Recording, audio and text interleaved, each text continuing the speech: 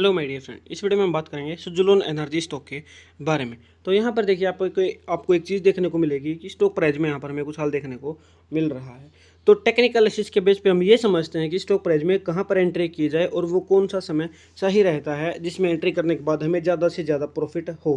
क्योंकि अगर आप फंडामेंटल एनालिसिस के बेस पे एंट्री करते हैं तो आप 5 साल 10 साल के लिए स्टॉक को छोड़ते हैं, और उसी के साथ साथ अगर आप फंडामेंटल के साथ साथ प्लस टेक्निकल एनालिसिस के बेस पे भी अगर आप एंट्री कर लेते हैं तो आपको प्रॉफिट और ज़्यादा हो जाता है। अब देखिए, अगर आप सिंपली फंडामेंटल एनालिसिस के बेस पे एंट्री करते हो तो यहाँ पर भी कर सकते थे, यहाँ पर भी कर सकते थे, इस हाई पे एंट्री कर सकते थे। ऐसा क्यों कह रहा हूँ? क्योंकि आपने फंडामेंटल पढ़े, हाँ कंपनी ने अपने फंडामेंटल्स में सुधार किया, कर्ज उतार रही है और आगे चल के और भी प्रोजेक्ट पे काम कर रही है कंटिन्यू, आगे चल के हमें फ्यूचर में जो है एनर्जी सेक्टर में बढ़ाते होती दिख सकती है। इस पॉजिटिव सेंटिमेंटल के साथ हम यहाँ पर एंट्री करते हैं और हो सकता है कि हम यहाँ पर एकदम हाई पर बाई कर लें। अब किसी ने अगर यहाँ पर हाई पे बाई किया 80 रुपीज़ के आसपास और यहाँ पर देख रहा है कि जुलाई के बाद से लगभग 1 साल होने को है और उस वो से यहाँ पर प्रॉफिट नहीं है, वो अभी भी लॉस में है। ठीक है, इसके अलावा एक दूसरा बंदा क्या करता है, दूसरा मेंबर क्या करता है कि वो इसमें क्या करेगा, फंडामेंटल एनालिसिस के साथ साथ वो टेक्निकल एनालिसिस करने आता है। उसको दिखता है कि ये प्राइस बहुत ऊपर है, यानी कि स्टॉक अभी ओवर वैल्यू हो गया है, तो स्टॉक प्राइस को थोड़ा करेक्ट होने देते हैं, उसके बाद वो एंट्री करेगा। तो हो सकता है वो यहाँ पर एंट्री करे या इस जगह पर या इस जगह पर एंट्री करे। ठीक है, इस तरीके से आप चीज़ों को समझ सकते हैं। अब अगर किसी ने इसको हाई पे बाई कर लिया तो आगे के क्या डिसीजन रह सकते हैं वो हम इस वीडियो में डिस्कस करने जा रहे हैं।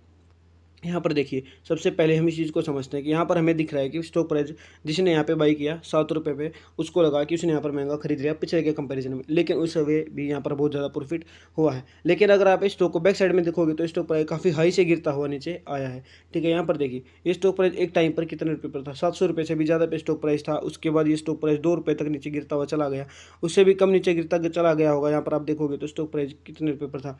ठीक है, 1 रुपये 93 पैसे तक स्टॉक प्राइस चला गया था। ठीक है ना, तो ये है कोविड टाइम की बात। ठीक है, 23 मार्च को 1 रुपये 74 पैसा। ठीक है, 1.74 यहाँ तक था स्टॉक प्राइस। तो ठीक है, यहाँ पर जरूर नहीं है कि सबने यहाँ पर ही बाई किया होगा। अब यहाँ पर करंट में बात करते हैं कि करंट में क्या हो सकता है। ठीक है, तो सिंपल एवरेज मेथड यूज़ करके आप इस चीज़ को समझ सकते हैं कि आपके डिसीजंस किस तरीके के हो सकते हैं।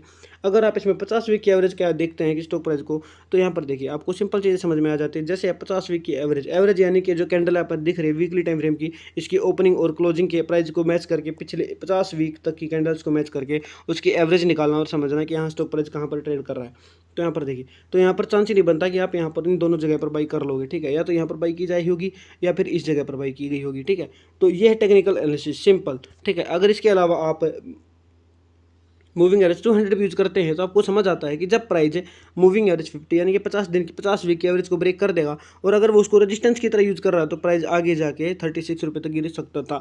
ऐसी आप संभावना लेकर बैठे थे। तो अगर यहाँ पर दूसरी चीज़ें कैसे काम करती हैं कि अगर आपने फंडामेंटल की बेस पर एकदम हाई पर बाई किया है तो आप एवरेजिंग के तरीके से यहाँ पर 50 वीक की एवरेज और 200 वीक की एवरेज पे अपने डिसीजन रख सकते हैं। ठीक है, मैं सेबी रजिस्टर्ड तो नहीं हूँ, इन्वेस्टमेंट की सलाह नहीं दे रहा हूँ, लेकिन अगर हम ऐसा करते हैं तो हमें यहाँ पर आगे चल के प्रॉफिट के चांसेस हमारे बढ़ जाते हैं। बशर्ते अगर स्टॉक प्राइस बिल्कुल ही क्रैश हो जाता, स्टॉक डिलिस्ट हो जाता है तो बात अलग होती है। लेकिन 99% केसेज में स्टॉक प्राइस 50 और 200 की एवरेज पे आके रजिस्ट करता है, सपोर्ट लेता है और फिर यहाँ से ऊपर जाने की संभावना में ज़्यादा दिखती है। तो इस वीडियो में इतना ही। मुझे उम्मीद है कि आप चीज़ों को समझ गए हैं किस तरीके से आप फंडामेंटल प्लस टेक्निकल एनालिसिस दोनों को मर्ज करके एक अच्छा खासा प्रॉफिटेबल इन्वेस्टमेंट कर सकते हैं। तो इस वीडियो में इतना ही। अगर आप चैनल पर नए तो चैनल को सब्सक्राइब जरूर करें और वीडियो को लाइक किए बिना बिल्कुल भी ना जाएं। Thank you very much.